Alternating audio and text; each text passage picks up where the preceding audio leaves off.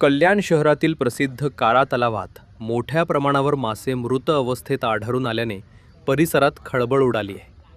तलावाच्या पाण्यावर आणि किनाऱ्यावर शेकडो मासे मृत अवस्थेत तरंगताना दिसत असून परिसरात तीव्र दुर्गंधी पसरली आहे.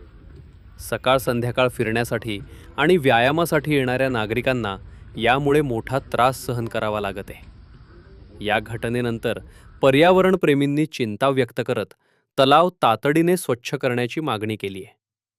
दरम्यान वाढत्या तापमानामुळे पाण्यातील ऑक्सिजनचे प्रमाण घटल्याने माशांचा मृत्यू झाल्याचा प्राथमिक निष्कर्ष KDMC प्रशासनाने काढला आहे.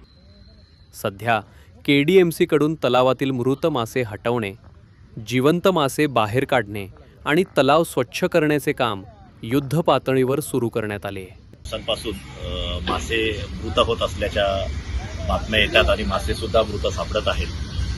गेले कित्येक दिवस आम्ही ते मासे तलावातून काढण्याचा प्रयत्न करतोय, परंतु दररोज हे मासे मरण्याचं प्रमाण वाढत आहे. यातले काही मृत मासे आम्ही सॅम्पल ICARच्या फिशरीज रिसर्च सेंटरला पाठवले.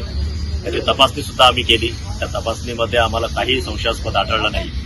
त्यामुळे सद्यस्थितीची पाण्याची पातळी जी कमी झालेली आहे आणि वाढलेलं तापमान यामुळे हे मासे मृत होत आहेत, ह्या निष्कर्षापर्यंत आम्ही पोहोचलेलो आहोत.